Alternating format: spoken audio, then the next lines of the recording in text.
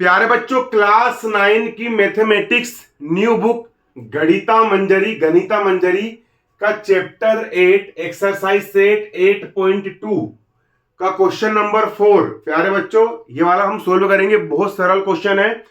Question बोल रहा है कि एन यानी एक एपी है। एन एपी मतलब एक एपी है। कंसिस्ट मतलब कि जो रखती है, क्या रखती है, ऑफ 50 टर्म। 50 टर्म का मतलब होता है कि एक एपी है, उसके पास कुल कितने पद है, कितने टर्म है, 50 टर्म है। टोटल उसके पास मात्र 50 टर्म है हमारी एपी के पास, है ना। अब आगे, इन विच मतलब कि जिसमें थर्ड मतलब तीसरे नंबर का, पहला दूसरा तीसरा, थर्ड मतलब तीसरे नंबर का जो टर्म है, जो थर्ड टर्म है, जो तीसरे नंबर का टर्म है ना, इज 12। वो कितना है आपका, 12 है, 12 है। तीसरा मतलब थर्ड टर्म आपका कितना है, 12 है। तीसरा टर्म आपका 12 है। एंड यानी और लास्ट टर्म मतलब अंतिम टर्म, अंतिम मतलब 50 टर्म है, मतलब 50वें नंबर का टर्म। लास्ट टर्म मतलब 50 नंबर का अंतिम टर्म, 50वां टर्म आपका 106 106 है ना। तो अब क्वेश्चन ने क्या पूछा, इतना हमको यहाँ पर गिवन है, दिया है। क्वेश्चन ने पूछा है फाइंड मतलब पता लगाओ कि इस एपी का 29th टर्म क्या होगा, मतलब कि 29वें नंबर का टर्म क्या होगा, पता लगाना है। तो प्यारे बच्चों, सबसे पहले हम यहां पर डालेंगे सॉल्यूशन। कॉपी निकाल करके आप लोग बैठ जाइए, आपको बारीकी समझना है। हम सबसे पहले लिखेंगे गिवन, GIVEN। गिवन मतलब हमको यहां पर क्या दिया है, क्या हमको यहां पर गिवन है, क्या गिवन है ना, है ना। सबसे पहले एपी कंसिस्ट टर्म, है ना, एपी। यहां लिखेंगे हम टोटल टर्म इन एपी, है ना। टोटल कितने टर्म है एपी में ना, total TOTL, total term of AP. AP में टोटल कितने टर्म है, तो एपी में टोटल टर्म भैया आपके कितने, 50। एपी में टोटल कितने टर्म है बच्चों, तो एपी में टोटल 50 यहां पर टर्म है। तो टोटल टर्म ऑफ एपी हो गया हमारा कितना, 50 टर्म हो गया। अब आगे क्या दिया है, हमको दिया है भाई थर्ड टर्म इज 12, है ना। सबसे पहले यहां पर हम लिखेंगे फॉर्मूला, है ना। फॉर्मूला लिखेंगे, फॉर्मूला होता है प्यारे बच्चों हमारा, क्या होता है फॉर्मूला, फॉर्मूला होता है nth टर्म ऑफ एपी। प्यारे बच्चों, nth टर्म मतलब कि एपी का nth नंबर के टर्म निकालने का फॉर्मूला होता है हमारा TN इक्वल होता है प्यारे बच्चों A प्लस ब्रैकेट में n-1 इंटू डी। ये होता है हमारा nth नंबर के टर्म निकालने का फॉर्मूला, ठीक है। अब हमको यहां पर दिया है, क्वेश्चन में दिया है क्या, थर्ड टर्म इज 12। थर्ड मतलब तीसरे नंबर का टर्म हमको 12 दिया है। तो यहां लिख लेंगे हम क्या, देखो ना, third term of AP equal third term of AP. Third मतलब कि थर्ड टर्म ऑफ एपी कितना दिया है आपको, 12 दिया है। तो इक्वल लिख लिया हमने यहां पर कितना, 12 लिख लिए। अब चलो लगाओ फॉर्मूला। फॉर्मूला क्या होता है आपका, फॉर्मूला आपका ये होता है, nth नंबर के टर्म निकालने का फॉर्मूला ये होता है। अब हम थर्ड नंबर के टर्म निकाल लेंगे एपी का ना। ए का हो गया आपका ए, प्लस का हो गया प्लस, ब्रैकेट का ब्रैकेट, n-1। देखो यहां पर nth नंबर का टर्म है, तो इसलिए यहां पर हमने n लिखे। यहां पर थर्ड नंबर का टर्म है, यहां पर थर्ड नंबर का टर्म है, तो तीसरे टर्म के लिए n का मान रख देंगे हम 3। अरे थर्ड टर्म है ना, तो तीसरे टर्म के लिए n का मान रख देंगे हम 3। -1 का हो गया -1, d का हो जाएगा आपका d, इक्वल का इक्वल, 12 का हो जाएगा आपका यहां पर कितना, 12। इसके बाद a का हो गया आपका a, प्लस का प्लस, 3 में से 1 गया 2, d का बचा आपका d, बराबर का बराबर, 12 का हो गया आपका 12।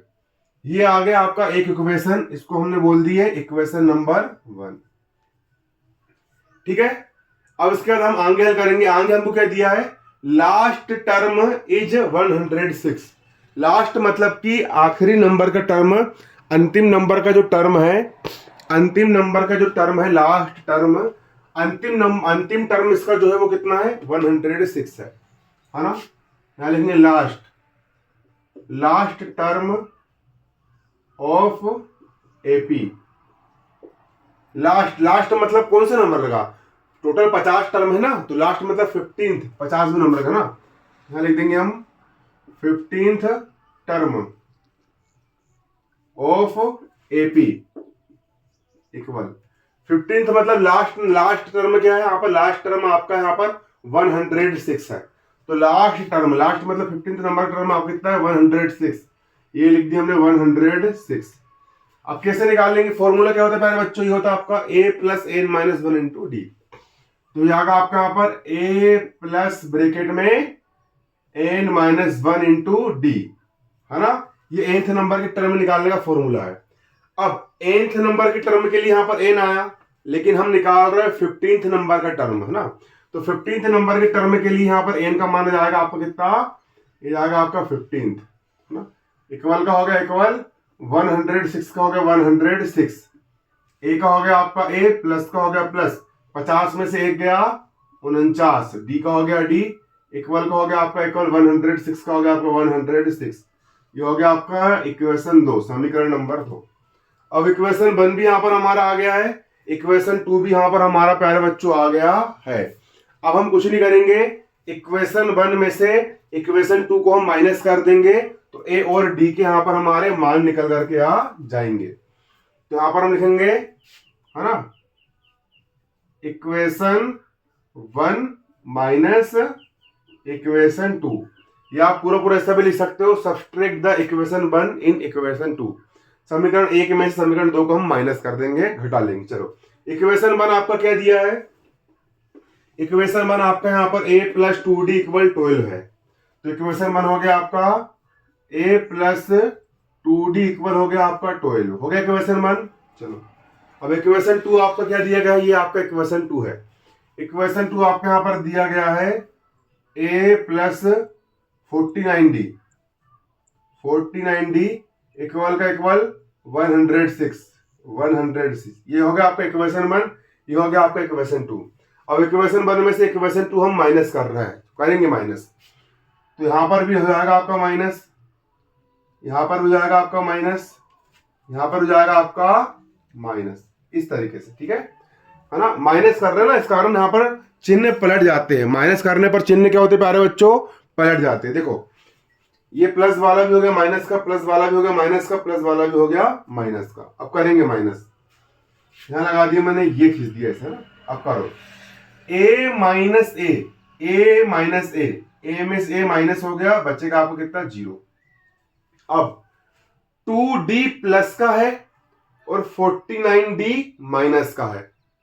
तो गणित में जब एक संख्या माइनस वाली होती है और दूसरी संख्या प्लस वाली होती है, तो हमेशा बड़ी संख्या में से छोटी संख्या घटाते हैं। घटाओ, तो 49d माइनस का 2d प्लस का है, तो 49d में से 2d घट गए, तो 49 में से 2 गया, बचेगा आपका यहां पर 47d। 49d में से 2d गया, बचा आपका 47d। अब बड़ा क्या है, 49 बड़ा है क्या 2 बड़ा है, 49 बड़ा है, बड़ी संख्या के सामने माइनस लगा है, तो इसके सामने भी लग जाएगा माइनस, बराबर बराबर का हो गया बराबर। इसी प्रकार अब यहां पर 12 प्लस का है और 106 यहां पर माइनस का है, ठीक है। तो जब एक संख्या माइनस वाली होती है, एक संख्या प्लस वाली होती तो घटाती है।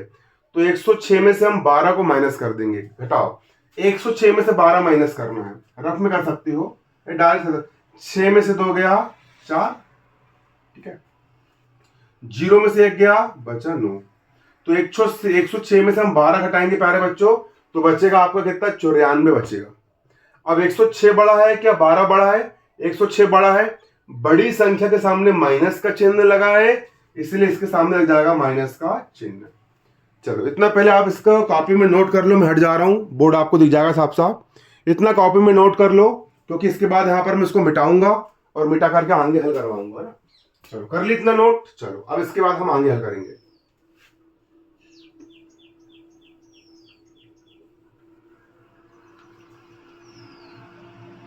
चलो इसके आगे हम यहाँ पर हम हल करेंगे प्यारे बच्चों। ये समीकरण एक बाद में है ना, आगे हल करेंगे हम इसके बाद।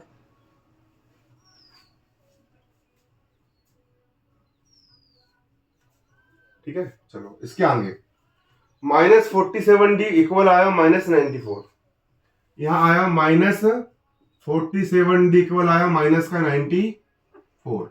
डी का हो गया आपका डी इक्वल -94 का -94 अपोन बराबर किस तरफ -47 जो है वो डी के मल्टीप्लाई में है, इसको इस तरफ लाएंगे, ट्रांसिस्टेंट करके पक्षांतर करके इस तरफ लेकर के आएंगे तो जाएगा यहाँ पर आपका अपोन में। डी का हो गया आपका डी बराबर माइनस से माइनस कैंसिल हो गया।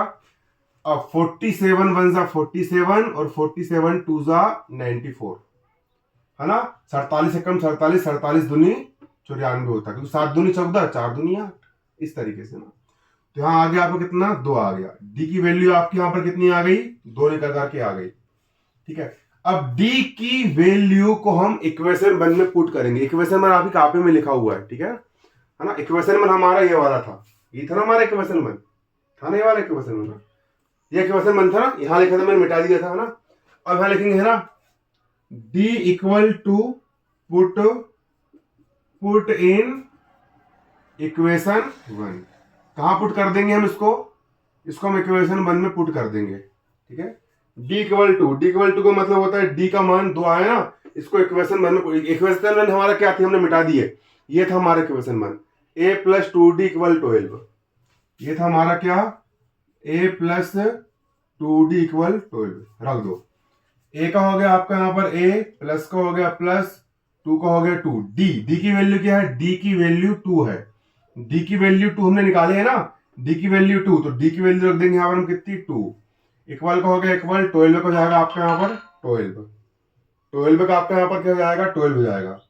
a का हो गया आपका a, प्लस का हो गया प्लस, 2 मल्टीप्लाई 2, 2 2 जा 4, इक्वल का इक्वल, 12 का हो गया आपका यहाँ पर 12।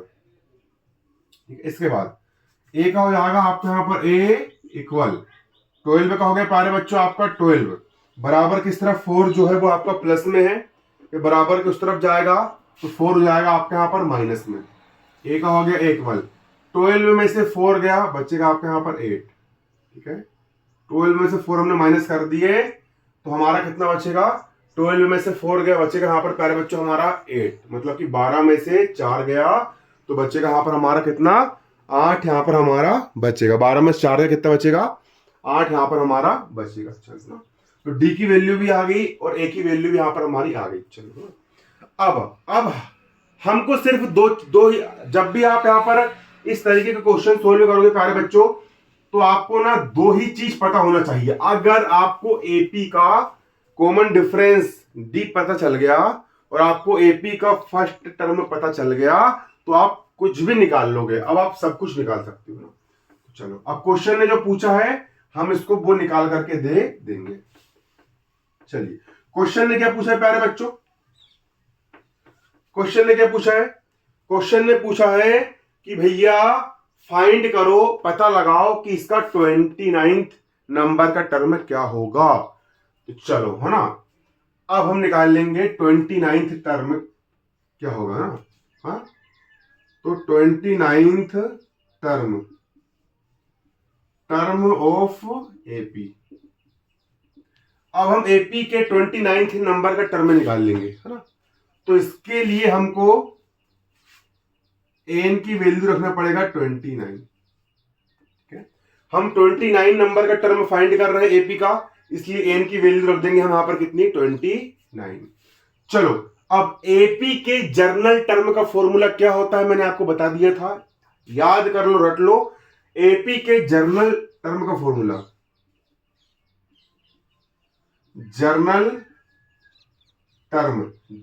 टर्म का फॉर्मूला होता है Tn equal a plus bracket में n माइनस 1 इंटू डी। ये सूत्र होता है, ये आपको याद कर लेना, इसको आपको रट लेना है। ठीक है, अब प्यारे बच्चों t का हो गया आपका Tn, n की वैल्यू क्या है, हमको 29 नंबर का निकालना है, n की वैल्यू आपकी 29 है, n की वैल्यू रख दिया मैंने 29, इक्वल का हो गया इक्वल a की वैल्यू क्या है, a की वैल्यू आपकी 8 है, ए की वैल्यू रख दी हमने 8, प्लस का हो गया प्लस एन, एन की 29 नंबर का टर्म निकाल रहे हैं ना, तो एन की वैल्यू रख देंगे 29, एन की वैल्यू 29 -1 का -1, डी की वैल्यू क्या प्यारे बच्चों, डी की वैल्यू आपके यहाँ पर 2 है, डी की वैल्यू आपके यहाँ पर 2 है, तो डी की वैल्यू रख दी हमने यहाँ पर कितनी 2। अब टी का हो गया टी, 29 का हो गया 29, इक्वल का हो गया इक्वल, 8 का हो गया 8, प्लस का हो गया प्लस, 29 में से 1 माइनस करेंगे तो 29 में से 1 गया, बचेगा आपका यहाँ पर कितना 28, मल्टीप्लाई 2 का हो गया 2, टी 29 का हो जाएगा आपका यहाँ पर कितना, टी 29, इक्वल का हो जाएगा यहाँ पर आपका इक्वल, 8 का हो जाएगा यहाँ पर आपका 8 प्लस, अब 28 में हम यहाँ पर 2 का मल्टीप्लाई करेंगे, तो करो मल्टीप्लाई, 2 गुणित 8, 2 8 ही 16 का 6 हासिल का 1, और 2 दूनी 4 और 1 हो जाएगा आपका यहाँ पर 5 56, इस तरीके से। तो 28 में 2 का मल्टीप्लाई करेंगे तो 28 दूनी हो जाएगा आपका यहाँ पर कितना 56, टी का हो गया आपका टी, 29 का हो गया आपका 29, इक्वल का हो गया इक्वल, 56 में हम 8 प्लस करेंगे तो क्या हो जाएगा, जोड़ दो, 6 दूनी 12 और 2 14, 64, कितना हो जाएगा आपका 64, 56 प्लस 8 हो गया 64, तो 29 नंबर का टर्म हमको निकालने के लिए कहा गया था, तो प्यारे बच्चों 29 नंबर का टर्म हो जाएगा आपका 64, है ना, ये निकल गया आपका आंसर 29th टर्म, ये हो गया आपका क्या आंसर, तो लिख लोगे आप, है ना, the 29th term of AP is कितना है आपका 64, 29 नंबर का टर्म आपका यहाँ पर कितना है 64 है प्यारे बच्चों, कितना है 64, यही हो जाएगा आपका आंसर, इसको आप कॉपी में नोट कर लीजिए।